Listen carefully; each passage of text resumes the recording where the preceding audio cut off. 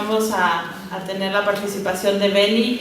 Beni viene casi llegando prácticamente, entonces pues un aplauso a lo mejor para animarlo.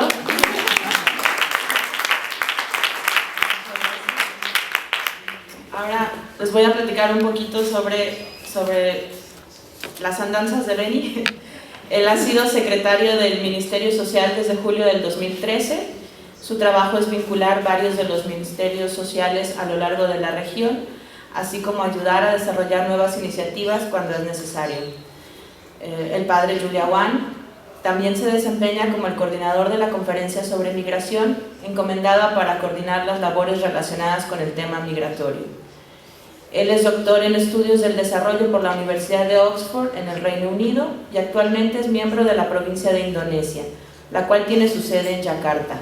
Es parte también de la red de incidencia sobre migración, representando a Asia. Please, Ben.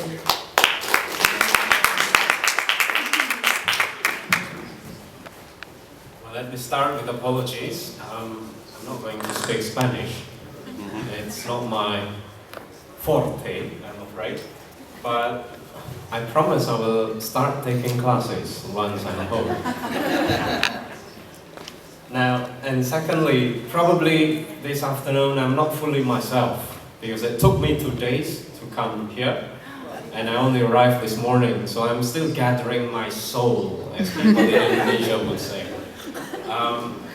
What I'm going to do now is to give you an overview of the issue of migration, so I'm not going to focus on particular angle, and I'll let you to decide which angle you'd like to look at.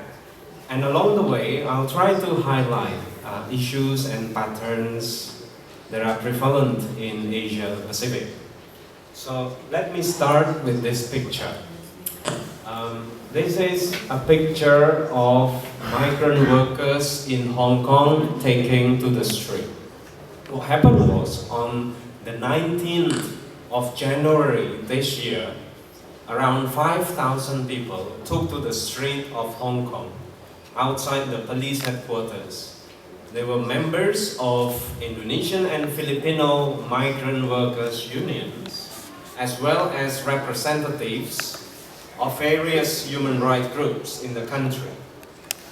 And with loud noise, they demanded justice for Erwiana, an Indonesian maid abused by her Hong Kong employer.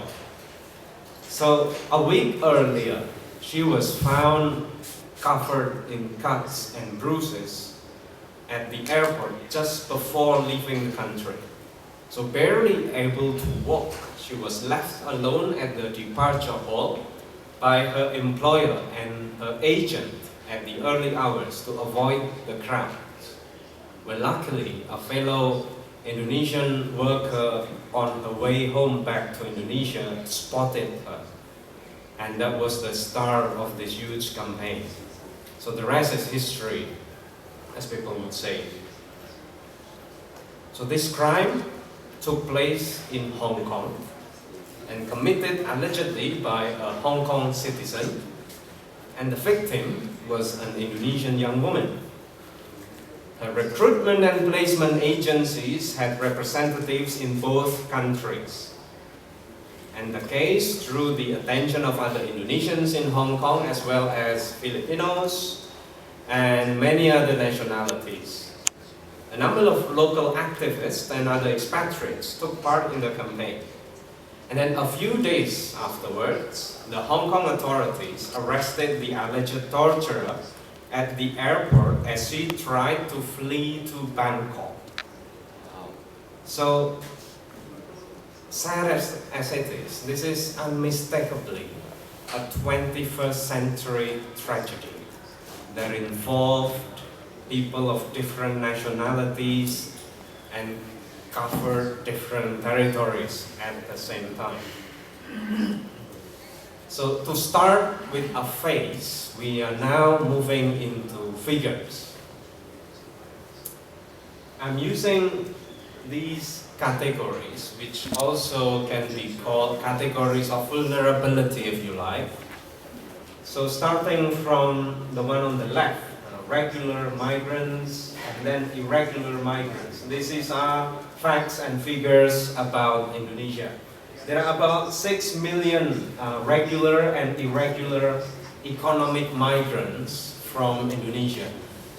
Now, the registered one, the documented one, is only about 4.5 million. And there is an estimated 1.5 undocumented migrants. So altogether, roughly around 6 to 7 million migrant workers from Indonesia. And then within that number of 6 million, half of them, or almost half of them, are affected by elements of trafficking, and which resulted sometimes in losing one's nationality or citizenship, losing protection, and being exploited by mafias. And then we have also internally displaced people, or the IDPs. These are people who forcibly removed from their places of origin because of developmental projects and natural disasters or armed conflicts. In Indonesia at the moment, there are only 180,000 people.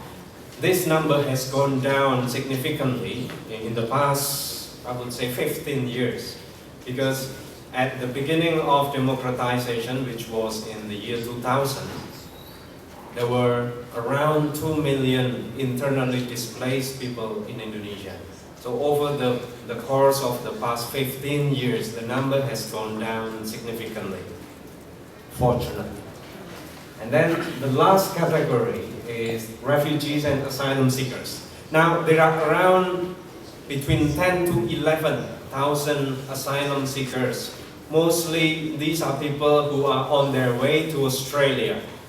I would say not only mostly, but 100% of them are on their way to Australia, being stranded in Indonesia, and I would say almost 80% of them will never reach Australia, or more, probably 90% of them will never reach Australia. We'll look at this figure later on. Now, this picture will give you more details. As you can see here, I said already earlier about 6 million migrant workers. 85% of them go to only 2 countries, which is Malaysia and Saudi Arabia. And 79% were women, and mostly in the informal sector as domestic workers or laborers. Almost 50% were victims of trafficking. Now this is an interesting figure. As of 2011, 417 Indonesian workers were on death rows, 348 of whom in Malaysia, different offenses. In total, there were around 39,000 cases implicating Indonesian workers abroad. And this is even more grim. Last year, 2013, more than 1,200 Indonesian migrant workers died abroad. That's on average 4 people per day. And then the news that government always loves to portray is when it comes to remittances. Indonesian migrant workers abroad, they contributed to around 7.1 billion US dollar per year, and that was only 2010. And interestingly, according to the Asian Development Bank, remittances have surpassed FDI in general. This is the figure, especially now since 2008, after the economic collapse of the West in particular. FDI figures have gone down, but remittances stay more or less the same. In fact, remittances are now, they contribute more than FDI to developing countries. This is an interesting figure to look at. Now, what we see is a grim picture of reality of migrant workers in Indonesia. So I want to now focus on one particular issue, which is what I would call temporariness regime. Why would people go abroad and why would they be welcome in the countries of destination? There is just one reason, apparently. Now, we know that globalization advocates freedom of movement, but in particular the movement of capital and the movement of professionals, but not necessarily the movement of unskilled labor. So when they do need unskilled labor, they treat migrant workers simply as supplementary labor and subject them to temporariness regime. And what is temporariness regime? Temporariness regime meaning that workers are welcome to address shortages of labor, and they are assumed to be in the country temporarily, and that's why they are not actually welcome under normal circumstances. So that's the situation. And just to give you a picture, when they are not normal, it means they are not covered by the otherwise standard labor law. In fact, 61% of domestic workers in Asia and the Pacific are not covered by the country's standard labor laws. So if we move on to the next slide, vulnerability and brokerage. Temporariness also plays into the hand of middlemen. So if we look at here, the stages, these are the stages of how somebody becomes a migrant worker in Indonesia. At the recruitment level, there are different identified elements of human trafficking and the perpetrators.